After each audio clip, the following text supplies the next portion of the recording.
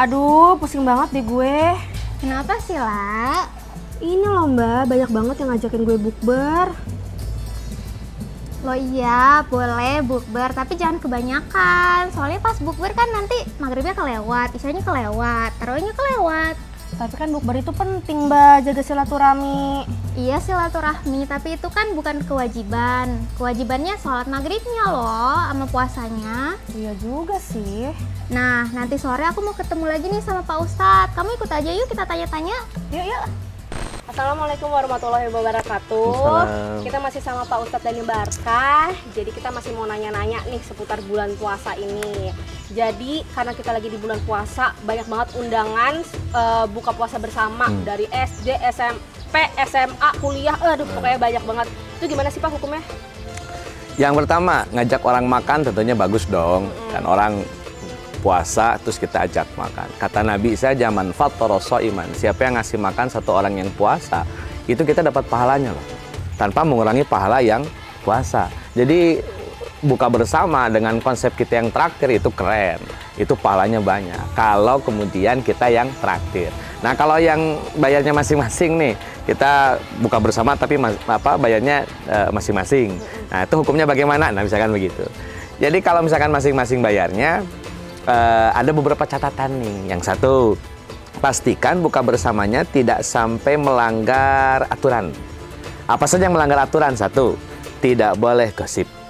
Nah, biasanya kan kalau kumpul ngomong kemana-mana tuh, ngomongin si A, si B, si C, apalagi pas SD, SMP, SMA, mantan dibawa-bawa kan segala macam. Hati-hati tuh, jangan ngomong kemana-mana. Kenapa? Lagi puasa masalahnya. Tapi bukan berarti nggak puasa gosip jadi boleh, tetap nggak boleh ya. Baik mau puasa, mau nggak puasa, gosip nggak boleh. Jadi kalau datang ngobrolnya gimana dong, Ustaz? Kita pengen ngobrol nih. Ya ngobrol masa depan saja lah, gitu. Tentang bagaimana ngobrol menjadi pribadi yang baik, bagaimana bersikap yang baik, kan masih banyak tema-tema penting yang kita bisa bahas.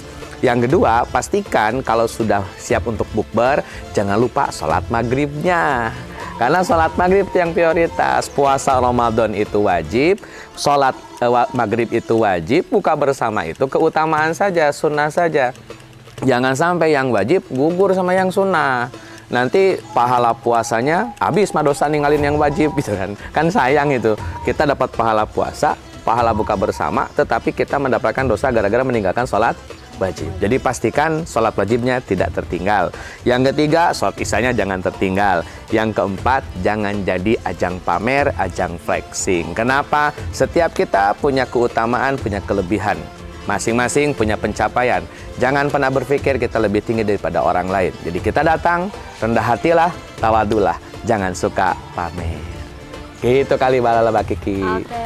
Nah, untuk buka puasa nih, pas bukber biasanya kan kita sebelum maghrib dari jam 5 udah kumpul, terus sholat maghrib.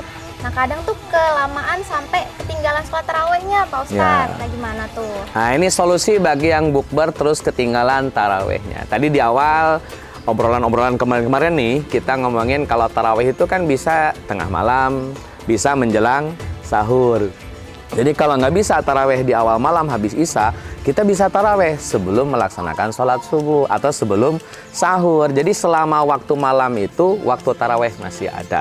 Jadi bagi teman-teman yang kerja pulang larut malam atau yang dinas kemana, yang agak susah untuk tarawehnya habis isya, teman-teman boleh taraweh tengah malam kah atau akhir malam kah. Selama taraweh dilakukan di waktu malam, masih sah hukumnya. Jadi tenang, masih ada waktu untuk melaksanakan taraweh. Oh gitu ya Pak Ustadz? Iya. Nah kalau memang ada yang kelewat banget nih maghribnya karena emang nggak sengaja gitu, bisa nggak sih Pak? Karena sibuk, karena ribet gitu kan, nggak bisa sholat maghrib, oke? Itu bisa nggak sih Pak dijamak ke sholat isya? Bisa saja. Jadi sholat maghrib yang misalkan kita ukur nih, wah kayaknya saat saya nih ngurusin konsumsi, saya ribet banget nih, harus nangani ini, nangani itu, nangani ini, nangani itu, belum lagi perjalanan nih, belum lagi misalkan badan kayaknya agak kurang bersih, pakaian agak terganggu, khawatir ada kena najis misalkan gitu, boleh nggak kalau saya jamak maghribnya ke isya? Tentu boleh. Mekanisme agama kita tuh dipermudah, makanya kata Nabi, ad-dinu yusrun, agama itu mudah.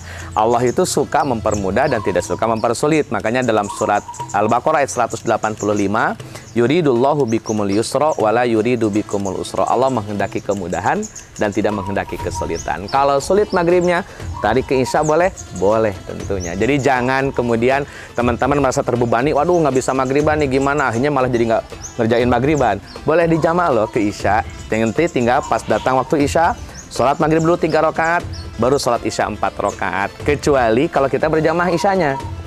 Kita sholat isya dulu 4 rakaat, beres sholat isya, baru kita tambah sholat maghrib 3 rakaat. Kalau isyanya berjamaah dengan yang ada di masjid misalkan. Gitulah ya. Oke Pak Ustadz, makasih banyak ya Pak. Makasih, sama-sama. Kita jadi tahu nih gimana sih cara yang aturan yang benar tentang buka puasa ini. Terima kasih banyak ya Pak. Oke. Hai workers, siapa nih yang udah punya jadwal buka puasa bersama? Nah, menurut penjelasan Pak Ustadz Daniel Barkah, ternyata buka puasa bersama juga punya aturan loh. Kalau kalian menghadiri buka puasa bersama, pastikan tidak melanggar aturan Islam, seperti tidak melakukan ghibah, tidak meninggalkan sholat fardu, dan jangan sampai buka puasa bersama malah menjadi ajang pamer ya. Lantas, bagaimana sih jika ada kendala yang membuat kalian melewatkan waktu sholat maghrib? Jangan khawatir, karena Islam memperbolehkan sholat maghrib untuk dijamak takhir ke waktu isya, asalkan alasannya tidak bertentangan dengan kaidah agama. Jika kalian terlewat melakukan sholat tarawih, maka boleh dilakukan tengah malam atau di akhir malam jelang sahur dan sholat subuh. Nah, itu dia workers. Usahakan acara buka puasa bersama kalian tidak melanggar aturan Islam ya. Selamat menaikkan ibadah puasa. Sat, langsung dapat kerja di Workerspedia.